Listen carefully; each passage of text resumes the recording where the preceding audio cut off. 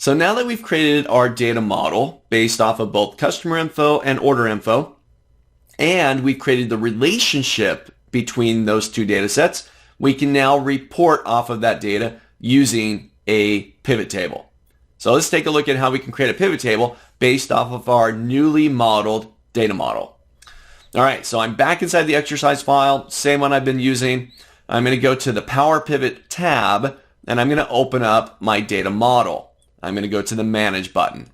This just reopens up the same window that we experienced in the previous lecture when we were adding our data sets to the data model and creating the relationships.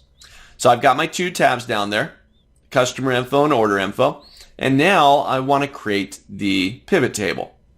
So up here on my Home tab, top of my screen within Power Pivot, about halfway down, I've got my pivot table tool. So I'll give that a click, and I'm going to create a new pivot table.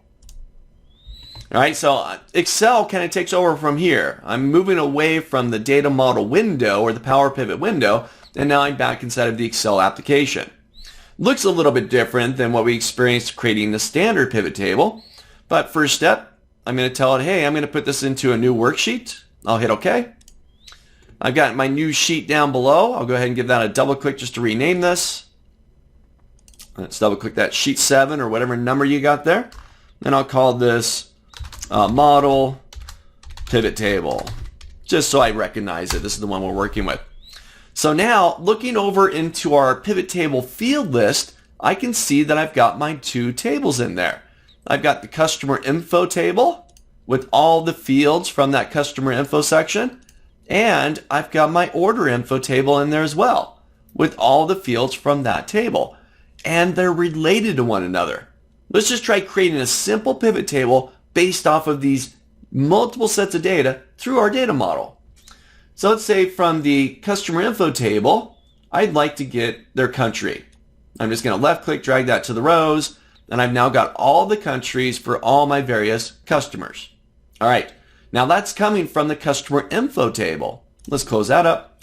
From the order table, I want to know, I want to do something about their freight. Let's get an average freight for these different countries.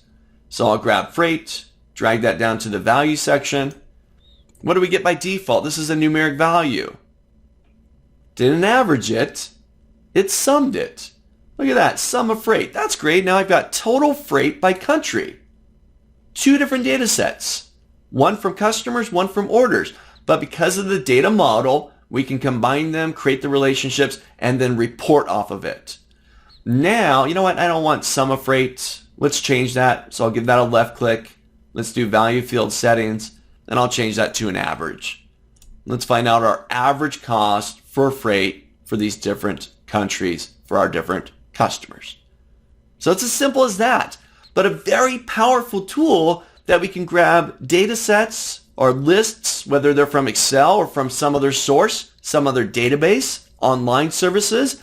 We can create relationships between them, and now we can create our pivot tables. So try this out. Get your data model going, get your two sets of data in there, create the relationships, and then launch the pivot table tool from your Power Pivot window. Try it out.